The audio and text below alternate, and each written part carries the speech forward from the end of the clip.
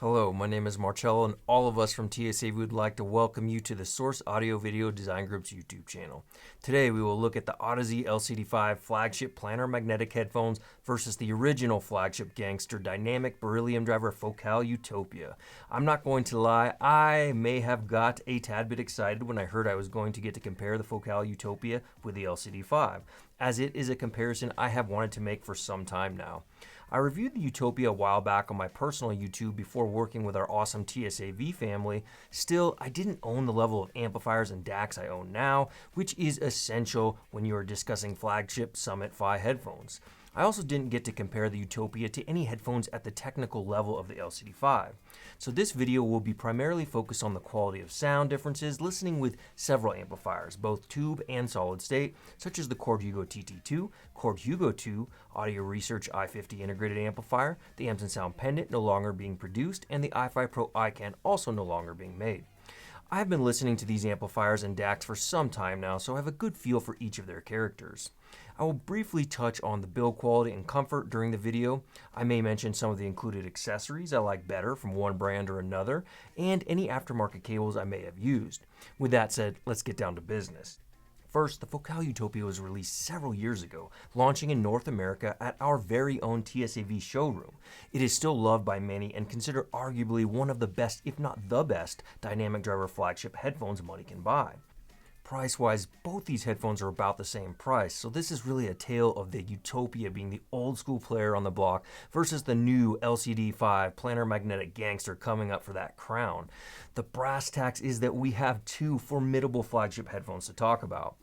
Build quality is superb with both these headphones. The Utopia is a bit heavier, but not by much. The Utopia is more comfortable than the LCD5, achieving this with less clamp force and its headband and ear pad design.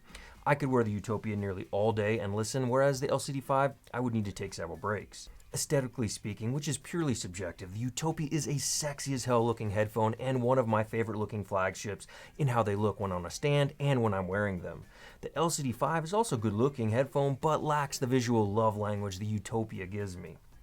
The Utopia's cables are decent, but I would replace them if I were a Utopia owner. I noticed I could extract more detail and definition and have a better user experience using the Kimber Axiom cable. The Audeze LCD5 cables I think are well made, and I don't feel the need to replace them from a build or audible perspective. Okay, for more tech specs, I will link to the LCD5 video at the end of this video and link to both headphones in the video description. Also, stay tuned to our channel as I will compare the Utopia to a different flagship headphone in another upcoming video. So let's talk about the quality of sound differences, starting with some electronic music from the legend Moby for all you electronic music lovers out there. The reprised version of Why Does My Heart Feel So Bad sounds beautiful when listening to the Utopia, with the vocals presenting intimate and in your head. The bass line has good slam when it hits. The choir's vocals sound a little brighter in their tone than the rest of their production on the track. The imaging is superb from the vocalists and instruments, with the Budapest Art Orchestra sounding sensational. Listening to the same track with the LCD5, and the soundstage sounds more open and broader in its presentation, while still having superb imaging, more scale, and sound less bright from the choir's vocals. The bass line and drivers don't sound as dynamic when they hit compared to the Utopia. The soundstage sounds more coherent to my ears from the LCD5, allowing the song to have a more exquisite sound quality, especially with the choir's vocals and the Budapest Art Orchestra. Next, I listened to Zoo's Desert Woman, a track all my soon-to-be desert-dwelling burner brothers and sisters will likely hear while they groove until the sun comes up at the Black Rock Desert. The LCD5 presents bass with excellent definition and good weight to its sound. The punch is decent when it hits as the synths dance across the middle of the soundstage as it opens up around the 102 mark. Around the 306 mark, the synth sounds so crisp, mixed with a weighty and vibrant bass line.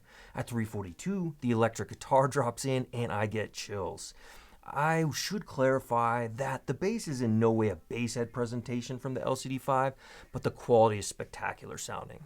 Listening to the Utopia, and I immediately noticed the quantity of bass is less when compared to the LCD5, which doesn't work as well with bass-heavier produced electronic music. However, the bass quality sounds very defined, and the punch of the Utopia is a step above the LCD5. The soundstage becomes more intimate from left to right with the Utopia, creating more space and depth, however, between everything from front to back. The synth sounds crisp, and the bass line has a terrific impact. The treble sounds have a bit more energy than the LCD5, helping to define the synths and give an overall sense of more air when listening to the Utopia.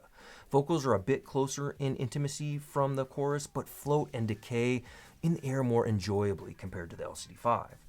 The electric guitar has good definition and bite. Overall, I'm impressed with how well the Utopia is holding up against the LCD5, considering how old its design is. Next up, I listened to Hall & Oates' Maneater, with the Utopia soundstage again presenting a remarkable quality to its depth and definition, with the dynamics and speed of the transient sounding very impressive. The vocals of Hall & Oates have a very defined lifelike quality. The saxophone sounds present and well balanced with the drums and guitar, notably around the 243 mark. The Utopia takes a microscope, allowing you to see or hear into the mix with every instrument. Every vocal is accurately placed with excellent dynamics that drive energy into the song when listening. Listening to the LCD5, the guitar immediately has more body with more sub-bass depth, and the soundstage sounds more dimensional and circular. Again, there sounds like there is less overall air in the treble region when listening to the LCD5. Vocals also tend to jump out more in the mix with the LCD5, tonally sounding more energetic in the upper mid-range. The saxophone presents a bit more energy and definition in the mix. However, the punch of the Utopia hits harder from the drums being played. Next, I listened to Pink Floyd's Dark Side of the Moon, Money. The LCD5 pushes the strings forward in the mix, asking for your attention when listening, as well as Roger's vocals. The bass guitar has good weight and an appropriate body to its sound. The tenor saxophone tonally sounds good, not coming across as too bright or harsh. The electric guitar being rocked by Gilmour sounds fantastic with incredible energy and bite. Switching to the Utopia, and everything is razor sharp defined, which is super impressive as I thought the LCD5 was one of the most defined sounding headphones I have heard, but the Utopia isn't far behind. Tonally, the tenor sax also comes across as very good, not sounding harsh or shrill. The cymbals and drums are easily placed in the mix, with Gilmour's guitar having a bit less bite and energy than the LCD5, making it sound a little smoother in its presentation. The bass guitar played by Waters sounds spectacular, and I can quickly zero in on every string plug. There is something special about how the Utopia sounds with a tube amp and how it defines every sound and instrument on this track. While the soundstage sounds a bit more intimate, again, the depth of the stage and how instruments and vocals are so separated outperform the LCD5 in this regard. Next, I listened to Born to Die by Lana Del Rey. The Utopia displays a punchy sounding bass line and good cymbal splash. Lana's vocals sound very intimate with a very good presence and tone. Switching to the LCD5, and the larger quantity of bass along with Lana's vocals sounding more forward and more prominent on the soundstage immediately stands out. Micro detail of the background vocals and the strings sound more detailed and transparent with the LCD5. The soundstage width and three-dimensionality are also an improvement over the Utopia. However, the depth is still better from the Utopia. Shifting gears to some rock, You're My Best Friend remastered from Queen, and the LCD5's resolution, macro and micro detail presentation is superb, with excellent separation, imaging, and tone. Cymbals could use more energy and splash, which I think is due to the treble being rolled off on the LCD5. Vocals are forward sounding, and if you appreciate more forward quality of sound from your vocals, the LCD5 is fantastic. Switching to the Utopia, and the vocals sound a bit muted on this song and blend more with the drums, cymbals, guitar, and keys. Cymbals have a better, more appropriate splash and definition from the Utopia, and the punch of the drums is also more viscerally enjoyable. Switching to some new age music from Enya, the Loxian Gate, the Utopia displays Enya's vocals with good tone for the most part, with some of her higher notes having a bit too much energy at times for my preference. The drums have great body and impact, with the soundstage sounding a bit too intimate for my taste for this track, with less sense of separation when compared to the LCD5. With the LCD5, Enya's vocals have a grander, more significant quality of sound, something the LCD5 does so well with most vocals. However, there is a bit more energy in the upper mid-range, which can sometimes present a bit more shouty from the LCD5. The micro and macro detail on the track are also a step above the Utopia. The drums do lose the punch and slam that the Utopia does so well, but you gain a more expansive and dimensional soundstage that works well with this track when listening to the LCD5.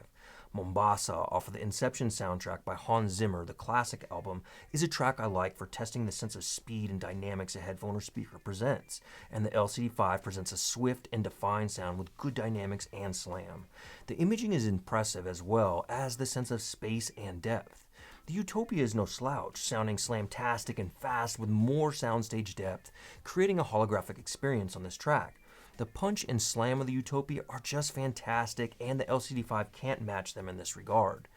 The soundstage width is smaller from the Utopia, with both headphones sounding highly detailed and clean with exceptional clarity.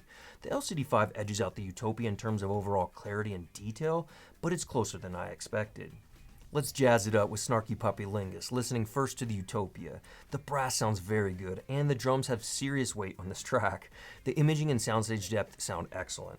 The Utopia has a superb defined quality to its soundstage, allowing you to place every instrument on this song. Cymbals have excellent definition and splash, with the Utopia speed sounding superb, keeping up with this fast-moving track. The guitar maybe could use a bit more bite, but I love how the drums pop, thud, and the cymbals have a fantastic splash and crash. Tonally, I'm feeling all the instruments, with only the horns coming across a bit brash on a few parts of the track. The LCD5 has a tremendous sound quality to the drums, with a less visceral punch, but a more resounding, more considerable thud, and more sub-bass from the bass. Strings have a bit more texture and definition with excellent cymbal presence, but not quite as good as the splash and crash the Utopia presents. The LCD5 sounds more exciting in presenting the music, communicating faster than the Utopia. The brass sounds a bit brash as well from the LCD5 on some parts of the song, with good stage depth, again not sounding quite as good and deep as the Utopia, but the circular presentation of the stage is better, almost like a well-rounded ball around your head with a larger lateral size. Honestly, both these headphones are friggin' terrific. Let's finish with Melody Gardot's live in Europe, You Don't Know What Love Is. Then I will give you my final thoughts. The LCD5 is doing its unique presentation of vocals again, creating a spectacular lifelike image of Melody's vocals, which tonally work well with the LCD5 stock tuning. As a listener who loves female and male vocalist-focused music, whether jazz, new age, pop, or electronica, the LCD5 with a tube amplifier or synergistic solid-state amp pairing produces immense lifelike vocals that are very special, reminiscent of an HD650 but with better bass, soundstage, clarity, and technical performance. The Utopia is also very impressive, presenting Melody's vocals a bit less present, but equally large and tonally beautiful, with maybe just a bit less energy. The intimate soundstage of the Utopia works well with tracks like this. Honestly, there is no clear winner or loser between these headphones. Technically, I think the LCD5 outperforms the Utopia's older design, but the Utopia was released many years ago and they are not that far behind the LCD5 in technical performance.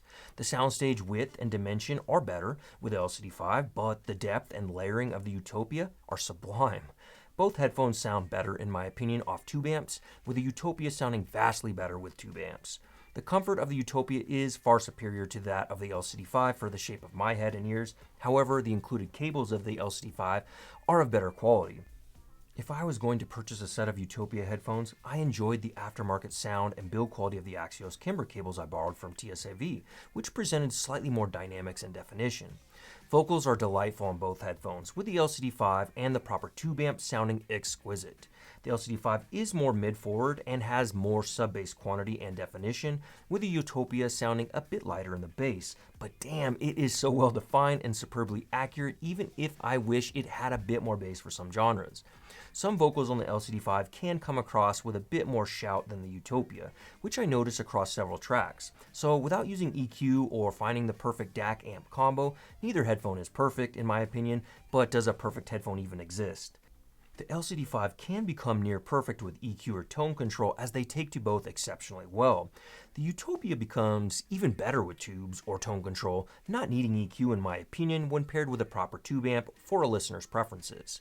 So as always, it will come down to your personal preferences, and I recommend coming down to our store to compare them across many different amplifiers to see if you have a favorite. We hope you enjoyed this video presentation of my experiences comparing these two fantastic flagship headphones. In the description below, I will link to our website and more info on both headphones and other products discussed during this video. Let's start the conversations in the video comments on what do you think of these two headphones. While you are there, smash that like button for us and subscribe today for more headphone comparison videos. Until next time, friends, remember, let the music be your guide.